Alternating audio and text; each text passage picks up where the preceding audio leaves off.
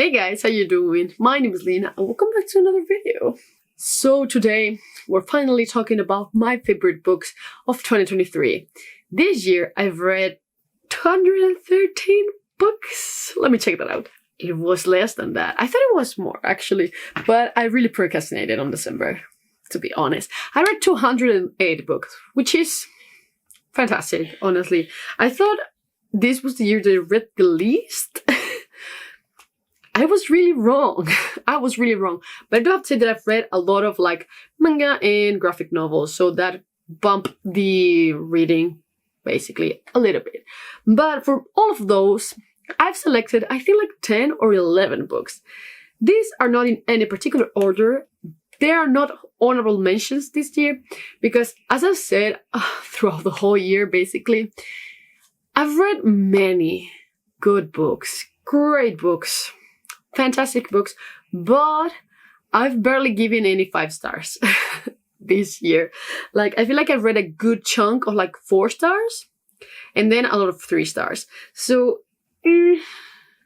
not that many. So, I think 11 or 10 books. They aren't in any particular order, except for the top 3, as always. So, let's just get started. The first one I don't have physically yet, but is Nailbiter. This is one of the comic books that I've read this year, an entire series, and I was obsessed with it. Even though I didn't love the ending, the rest of the story was great, and I couldn't stop reading it. It was one of those series that I was just like so excited about it, and I just wanted to read more and more and more. It was great. It's basically about a town that produces serial killers. Like, the fact that you're born here gets you smacked in the ass with wanting to kill people. And it's great. It's very like Batman's villains type of evil dudes. And it was really cool, honestly. I really liked it. I really liked the Nailbiter. He was just interesting. He's kind of a Dexter type of character, and I really like him a lot. But yeah, I highly recommend this graphic novel. The art is beautiful, but the ending is not the best. It's very tropey. If you don't mind that, you'll be fine. So another one of these, but I've already talked about this one quite a lot. Oh my god, it's focusing on the face. But this is Traces of Blood? No. Blood in the Tracks. Yeah, Blood in the Tracks. Traces of Blood is the direct translation. Blood in the Tracks. I love this manga, basically. It's so terrifying, so sinister, and makes me so uncomfortable. Nothing makes me this uncomfortable right now. It's just every single volume is more uncomfortable than the next. It's basically about a mother who is obsessed with her child. And she's fucking insane. It's very, very, very, very, very, very scary. Honestly. Not in the sense of like, oh my god, gore. Oh my god, killing everywhere. No, it's just very unsettling. That's the word, unsettling. I really, really like this. They're not like full 5 stars all of the tomes, but in general, it's great. I'm already on volume 8, and I started like a month and a half ago. But yeah, I'm super excited to continue and finish this. I don't know if it's finished, but there are currently 15 volumes out there. Then, this is not really like a 5-star read, but I love this series so much, and it was so sad to see it end, but this is Labyrinth's Heart by M.A. Carrick. This is the last book in the Rook and the Rose, and it's one of my favorite series now. I just love it so much. I reread the whole trilogy last year just in anticipation of this one. It was great. It was a little bit like cookie cutter, the ending, but I just love it so much. But this story basically is set around maneuvering politics in this royal court, basically. It's really cool. Masks are everywhere. It's just amazing. If you like something like Locke, I 100% know that you will like this. It has more magic, it has more world building, and it's honestly fantastic. This city, where it takes place, feels so alive. It's amazing. And the main characters are fantastic. Every single one of them is fantastic. Fantastic. One of my favorite characters of all time is here, and I love him so much. Then, The Art of Prophecy. This is interesting. Who would have thought, right? I didn't give this one 5 stars either. But the thing is, I think about this book a lot. I think about it a lot. Like, But I'm thinking like, oh my god, what a good book. I think about this, even though it's definitely not perfect. And the other day I saw it in a store, which this one has been translated, which is kind of weird, honestly. I was just recommending it to my friends, which are like, oh my god, this book is great. You should grab it. It's a wuxia fantasy. It has martial arts. Do it. It's great. And this cover is on another level, honestly. Probably my favorite cover of the year. I should do like my favorite covers of the year, honestly. Note that, future me. We're going to follow Taishu here. She is this grand master, basically, in this kingdom, and she goes up to an exhibition to see that this prophesized hero is actually extremely useless. It's a useless child who's been spoiled his whole life, so she decides to train him, basically. It's great. It has many turns, honestly. Like, the story does not go where you think it's going, but I just like it. It's so over the top sometimes. I just love it a lot. Then a couple of sci-fis here. This is The Ferryman by Justin Cronin. Justin Cronin is one of my favorite authors of all time, and the moment I saw that he was coming out with a new book, I was dying to get it, basically, and it did not disappoint. It did not disappoint. I really feel like reading it. I'm sad that it's a standalone, honestly, but this is basically about a utopia. We have like 3 islands. One where the prosperous live basically a very comfortable life, one that is crowded with the servants of these dudes, and the ones that maintain the entire island, basically. And then we have this island where you go once you start not functioning properly. And what do I mean by this?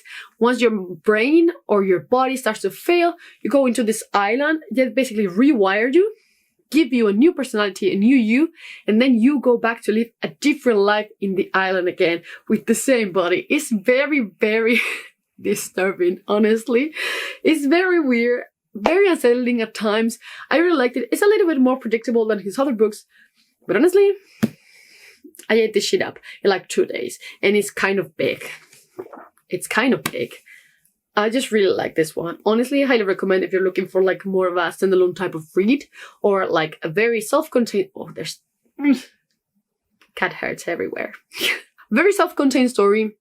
Really like it. The plot is really cool. It has a lot of like changes here and there. I just really like it. This had to be on this list because this has been one of the biggest surprises of the year.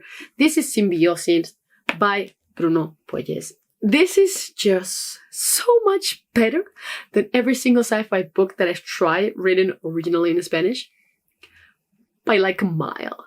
This one's actually, the Ferryman and this one, it's not like the books are similar, but like the writing style of this author is very similar to Justin Cronin in The Passage, his other series, where you have a story where we have a lot of characters, but they are not directly connected between one another. Like, for example, if you're following, in this case, we're following an alien invasion, kinda, where we discover that aliens exist and now we live with them, basically. They are parasitic and we have like this symbiont relationship with them. Everyone has like one and the names are just like conjuncted with one another. It's just great. It's just great. But the thing is, someone is actually murdering people without the alien. So we have one dude trying to investigate and we follow a lot of POVs because every single POV has a detail that is related to the main story. It's also mixed media, by the way. It has news and emails and messages and such throughout it. And it's just great. I just love that type of narration where you're just narrating someone's day. So it's like, Lena woke up and she prepared some breakfast and then almost at the last page, there's something that connects to the main story. And then you do not see that character again. And you don't have to. Like, you have like what is necessary. I love it. It's fantastic. I cannot recommend this one enough, honestly. And I cannot believe that the fucking shit that was my most disappointing book of the year won over this book. The Minotaur War. Like, it's so fucking devastating. Then, vampires. This is The Fear of Moncroix by Brian Asher. I read this, I think, in the middle of the year, a little bit earlier maybe. And honestly, I think about it constantly because I love vampires in books. And usually they are not portrayed great, or they are not usually used on a fantasy setting. Like, they're mostly like urban fantasy characters, and I hate that.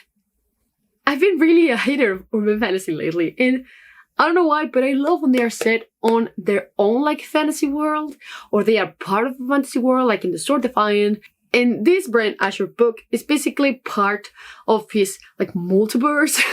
I wouldn't call it exactly a multiverse, but in his world, you know, like have different parts, and each book is set on one of those parts. And it's great because they are mentioned, so if you read all of them, you will get a lot of like Easter eggs, and it's great. But I love this one. I love this part of the world because it's basically very like, I want to say exactly medieval, but you have royal vampires, and it's just fucking great. Like you have like a your court of vampires, and you have vampire hunters, and I love that so much. We basically followed 3 different characters.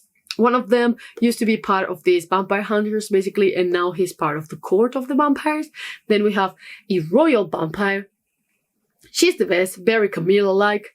And then we have a little dude who is basically killing vampires too. And I don't want to tell anything else about him because the story is great. It's a very short book. I wish we had more. I love the world of Moncroix, honestly. It's just fantastic. I cannot recommend it enough. Please, Brian, give us more. Give us more set in this world. Also, please, just the art of the cover is insanely beautiful. Honestly, these are already in an order. I know we're still missing one to get into top 3, but this is definitely in place number 4. Kingdom of Liars by Nick Martel. Man, I love this book. I love this book. It's interesting because I didn't have like any high hopes for it when I first read it, but dude, it's so good. It's so good. It has memory magic. It has a shadow moon. It has a lot of plot twists. I love a story with huge plot twists. I'm a sucker for that.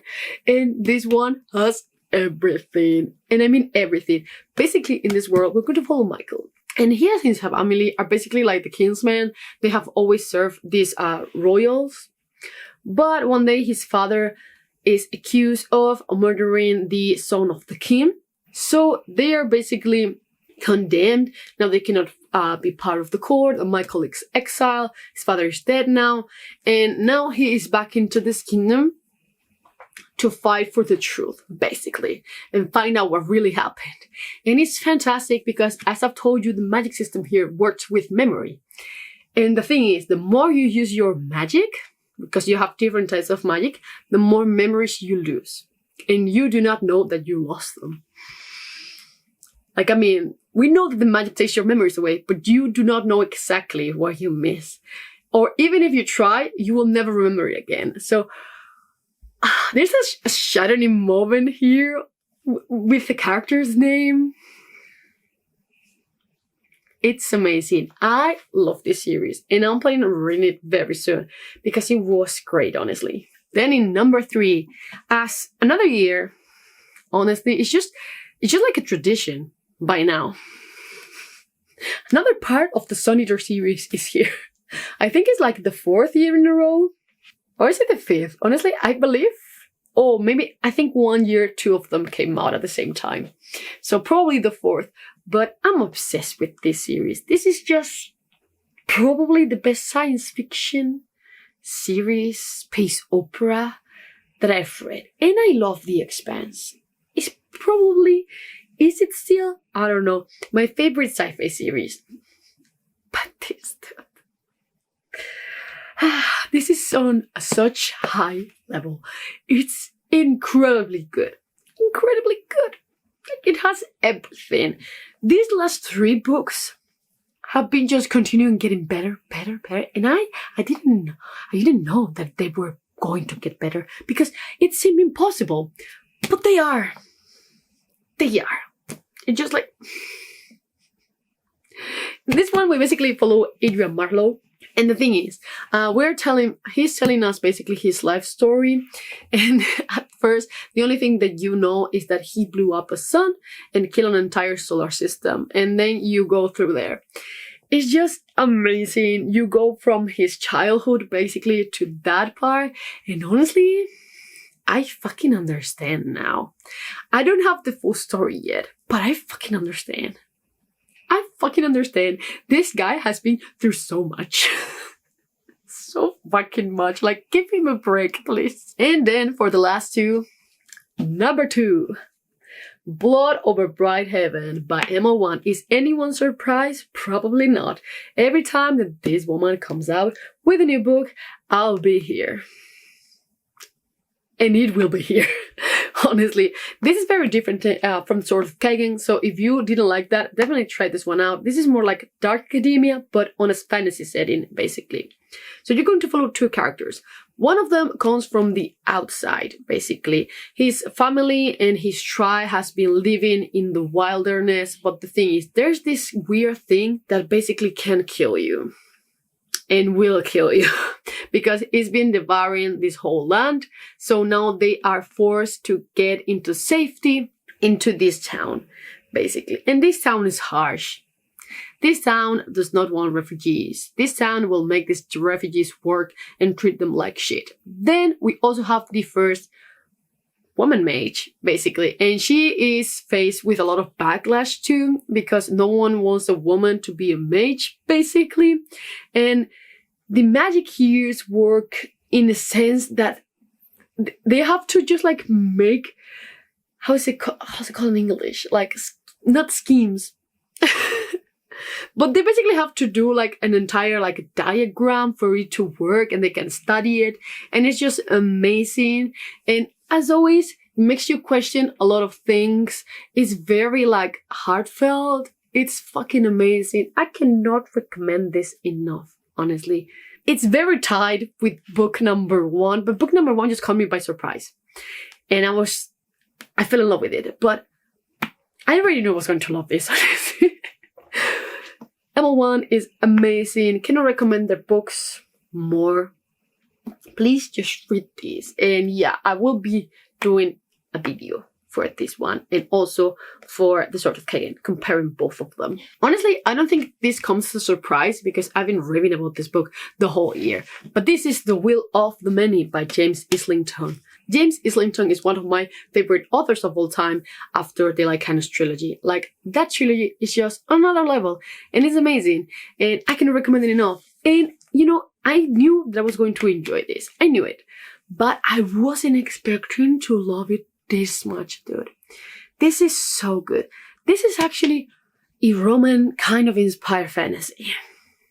And you might be thinking, oh my god, another one? No. This dude gets adopted, basically, into this wealthy family to be sent into this school. You think, oh my god, it's cool. Stop.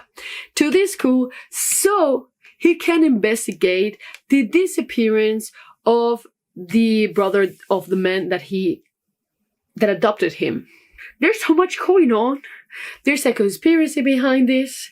There's plot twists everywhere. It's brutal. We have like killings, gore, whatever you want, and training. A lot of training, which I love. This was fantastic. Honestly, the ending had like a massive cliffhanger, which was also like an incredible plot twist too, but mostly a cliffhanger. Dude, I need book 2 so badly. Like, it better come out in 2024. It better be, because holy shit. Look-key, I wish I hadn't read it so I could just binge read the whole series, but it's just too fucking good to not to. Do it. Give this one a chance. It's just amazing and one of my favorite books of all time now. So yeah, those were my favorite books of the year, basically.